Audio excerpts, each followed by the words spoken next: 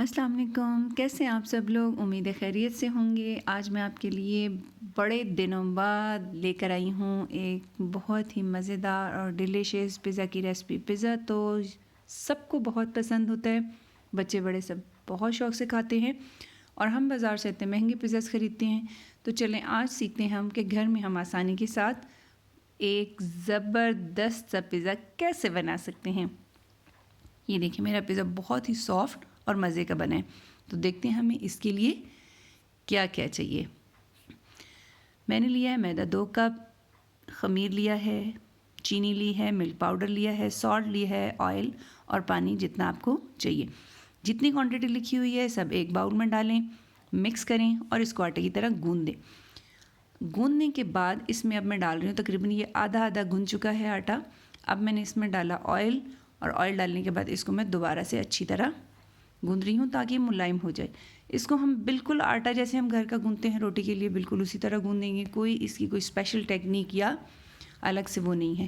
Chicken marination کے لیے میں نے لیا ہے چکن، سالٹ، تکہ مسالہ، گارلک پیسٹ، دہی، تمام انگریڈینٹس جتنے لکھے ہوئے ہیں سب کو میں نے ایک باؤل میں ڈالا، میرینیٹ کیا آدھے گھنٹے کے لیے۔ آپ 1 گھنٹہ بھی میرینیٹ کر رہے ہیں تو چلے گا، کیونکہ جتنا اچھا میرینیٹ ہوگا اتنا اس کا فلیور اور مزیدار ہوگا۔ آدھے گھنٹے کے بعد میں نے دیکھیں اس میں تھوڑا سا آئل لیا ہے پین میں، میڈیم فلیم پہ میں اس کو پکنے کے لیے میں نے رکھ دیا ہے۔ 5 سے 7 منٹ لگیں گے اور ہمارا چکن ہو جائے گا ریڈی۔ تو چلیں جتنی دیر میں چکن تیار ہوتا ہے دیکھتے ہیں ہماری ڈو رائز ہوئی ہے یا نہیں۔ یہ میں نے گوندھ کے ڈھانپ کے رکھ دی تھی۔ گرمیاں ہیں تو یہ آدھے گھنٹے میں ہو گئی ہے، اگر یہ سردیاں ہوں تو زیادہ سے زیادہ 1 گھنٹہ لیتی ہے رائز ہونے میں۔ ہماری ڈو پرفیکٹ رائز ہو چکی ہے اور ہم یہ پزا کے لیے بالکل پرفیکٹ ہے۔ اب جی ہم شریڈ کر لیں گے چیز کو پزا کے لیے۔ اگر میں نے موزریلا چیز لی ہے، آپ پزا چیز لے سکتے ہیں، چیڈر چیز لے سکتے ہیں۔ ہاتھوں سے اسمال پیسز کر لیں، شریڈ کر لیں، جو جیسے دل چاہے آپ اس کو کر سکتے ہیں۔ اب چکن دیکھیں تو ہمارا تقریباً 2 منٹ ہو چکا ہے اس کو پکتے ہوئے۔ اس نے اپنا کلر چینج کر لیا ہے اور اس کا کلر وائٹ سا ہو گیا ہے۔ اس کا مطلب ہے کہ ہمارا چکن جو ہے وہ ہاف کوک ہو چکا ہے، بٹ ابھی اس کو 4 منٹ 5 اور چاہیے۔ چلیں اتنی دیر میں ہم پین میں رکھتے ہیں پزا کے لیے روٹی بنا کر۔ یہ دیکھیں جی بالکل میں نے روٹی کی طرح پیڑا بنایا۔ پین کو میں نے جسٹ آئل سے گریس کر لیا تھا ہاتھوں سے۔ پیڑا میں نے اس کے اندر رکھ کے اسی طرح پریس کر کے اس کو سیدھا کر دیا ہے۔ یہ دیکھیں 2 میں تقریباً میں نے ڈال دیا ہے۔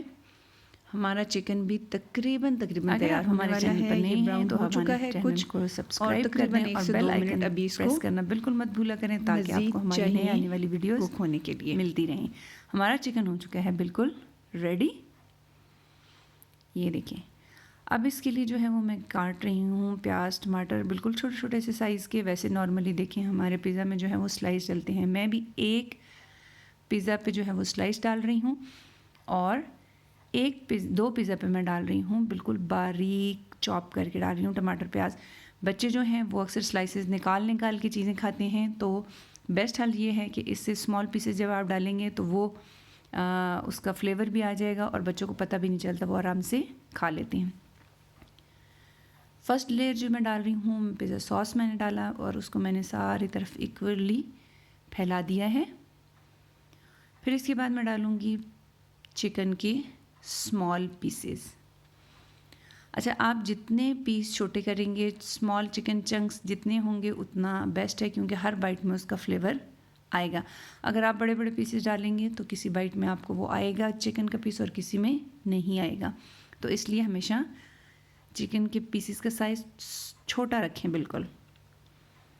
یہ ہماری آ گئی جی لیئر۔ پھر اس کے بعد ہم ڈال رہے ہیں ٹماٹر پیاز ہم نے ڈالا، اس کو ہم نے تھوڑا سا کلر دینے کے لیے اس پہ جو ہے وہ ہمارے پاس سبز مرچیں تھیں، تو یہ گول گول کر کے ہم نے اس کے بیج نکال کے ڈالی ہیں جسٹ کلر کے لیے، تاکہ اس کا جو ہے وہ زیادہ اسپائسی نہ ہو لیکن کلر ذرا اچھا سا آ جائے۔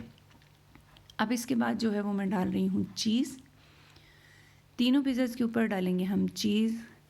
وہ جتنی زیادہ آپ چیز ڈالیں گے اتنا مزے کا ہوگا، تو اس لیے یہ آپ اپنے ٹیسٹ کے حساب سے اس پر چیز ڈال سکتے ہیں۔ آپ ہمیں کمنٹ باکس میں ضرور بتایا کریں کہ آپ کو ہماری آج کی ریسپی کیسی لگی. اس سے جو ہے وہ ہماری حوصلہ افزائی ہوتی ہے اور نیکسٹ ویڈیو میں ہم ان چیزوں کو مزید تھوڑا بہتر کرنے کی کوشش کریں گے.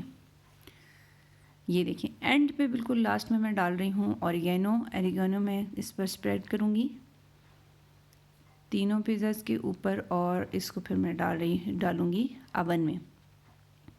180 پری ہیٹڈ ہمارا اوون ہوگا. یہ جس وقت میں نے اس کو چیزیں تیار کرنی شروع کی تھیں تقریباً اس وقت ہی میں نے اوون آن کر دیا تھا. 10 سے 15 منٹ پہلے آپ اپنے اوون کو آن کر لیں 180 پہ. اب جو ہے وہ میں رکھ رہی ہوں اس کے اندر پیزا. 20 منٹ میں, جسٹ 20 منٹ میں آپ کا پیزا ہوگا بالکل ریڈی, اور یہ آپ کے سامنے ہے. آپ کو ہماری آج کی ریسپی کیسی لگی کمنٹ باکس میں ضرور بتائیے گا, اور لائک اور سبسکرائب کرنا اور ٹومیٹو کے بالکل ساتھ میں نے اس کو کیا ہے گارنش, کیونکہ جو چیز بھی آپ بناتے ہیں اس کے لوگ بہت خوبصورت ہونی چاہیے تاکہ دیکھنے والے کا کھانے کا دل چاہے.